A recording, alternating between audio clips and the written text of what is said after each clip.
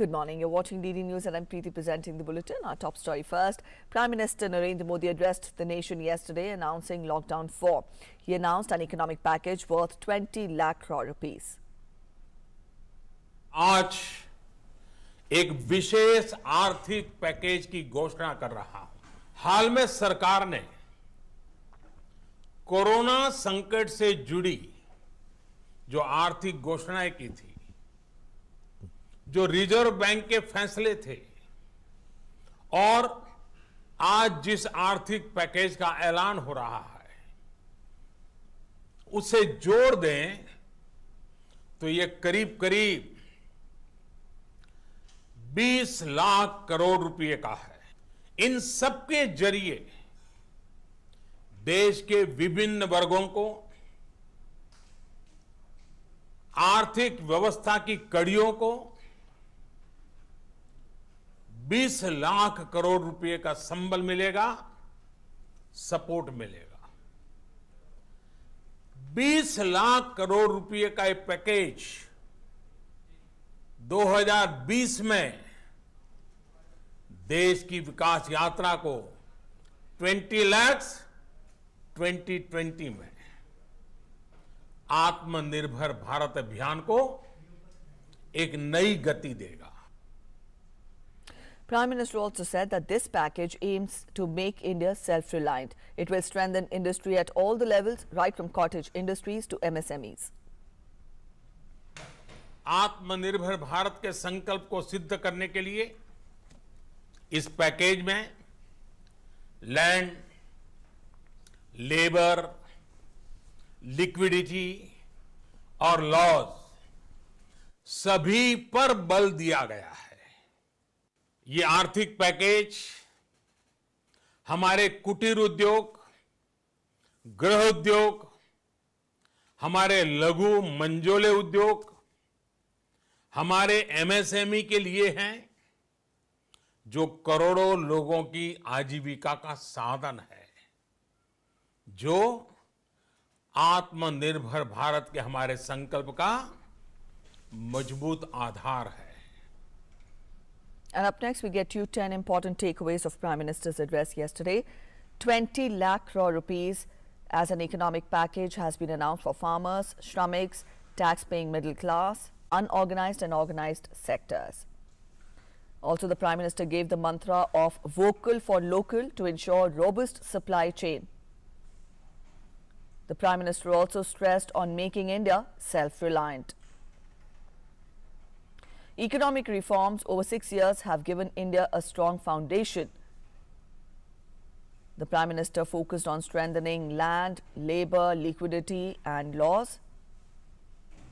He also said that 21st century is India's century. India has emerged as a leader in global battle against COVID-19. The economy-centric globalization versus globalization with a human face is what the Prime Minister focused on yesterday. He also said that Lockdown 4 will take a new form with new guidelines and suggestions from states. Vice President Venkaiah Naidu has welcomed 20 lakh crore rupees stimulus package announced by Prime Minister Narendra Modi to revive the economy, boost efficiency of various sectors through reforms and make India self-reliant and resilient. The Vice President said that bold reforms are the need of the hour to realize the dream of Atmanirbhar Bharat. I am confident that a focused approach on the 5 pillars, that is economy, infrastructure, technology-driven system, vibrant demography and demand, will promote local industries-led growth while making India face global competition effectively. I am certain that this timely economic package will go a long way in overcoming the challenges posed by the unprecedented COVID-19 pandemic. Finance Minister Nirmala Sitharaman will be giving the roadmap on Prime Minister's mega economic package today.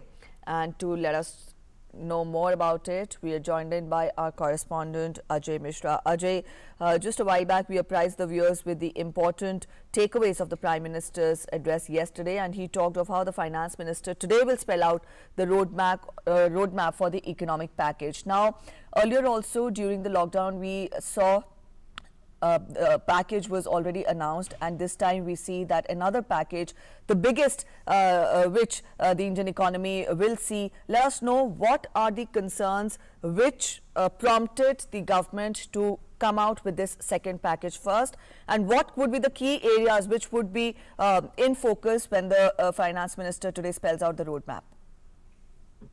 So, Preeti, good morning. When the first package was announced, it was of the amount of 1.7 lakh crore rupees. It was mainly for those who were living on the edges, and they had no means to actually sustain their livelihood after the lockdown.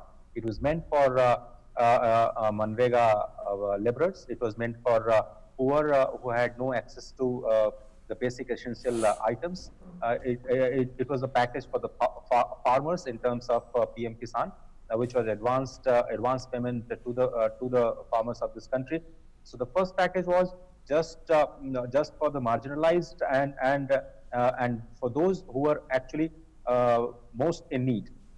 Going forward, RBI also announced some of the liquidity packages for specific sectors, for example, infrastructure, for example, MSME and NBFCs. Going forward, I think this will also, the new package that the details of which the finance minister will spell out starting from today, will be for the different sectors.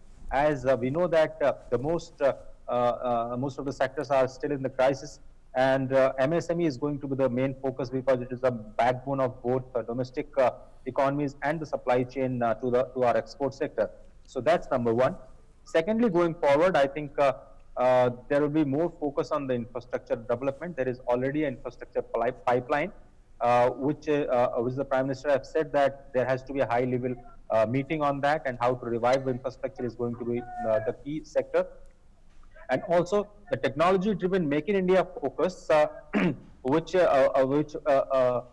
going to make the India self-reliant in some of the sectors, is going to be another focus of this 20 lakh crore rupees package. So the details are yet to come out, but these are the broader points that we can think of, that the MSME sector, the manufacturing, the infrastructure, as well as the technology-driven ecosystem will get a major boost. All right, Ajay, yesterday the Prime Minister talked of a self-reliant India. He laid emphasis on Atmanirbharta. Now, given the trying times we are facing because of COVID-19 at present,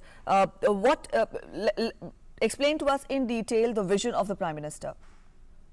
So, what it does mean by the self-reliant is that some of the non-necessary imports that we are currently doing from countries like China and other countries, can they be manufactured here in India? For example, we are using agarbattis in our homes, and almost 3,000 crore to 4,000 crore rupees of bamboo stick is being imported from China. That's really non-essential items which should be manufactured in India domestically, which can give boost to the local industries as well as to the local employment.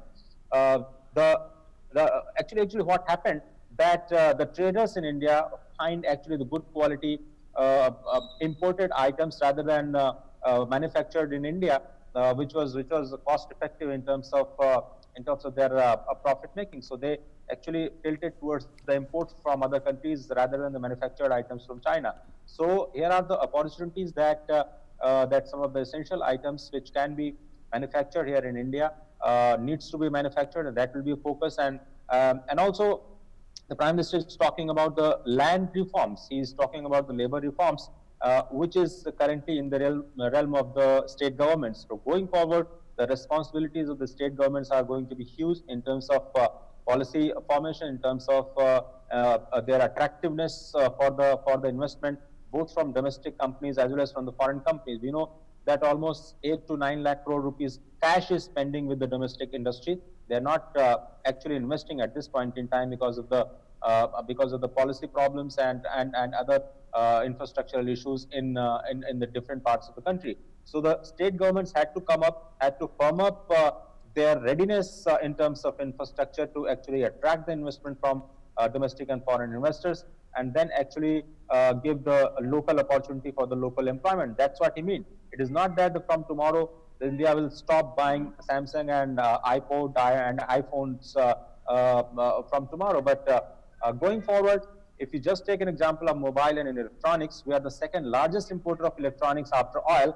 And in 2014, there were just 2 companies of mobile manufacturing. India raised the custom duty on mobile equipment, and now we have 120, more than 120 companies actually manufacturing those mobiles here in India. So this is what Prime Minister's focus is on, that India can be self-reliant in terms of manufacturing some of the essential items, which is not currently not being manufactured here. So that's a key focus going forward, Preeti. All right, Ajay, thank you so much for joining us and getting us those details on the economic package, the roadmap of which will be announced by the Finance Minister today. We'll keep you updated. Meanwhile, let's get to other news. The railways restarted passenger train services on Tuesday.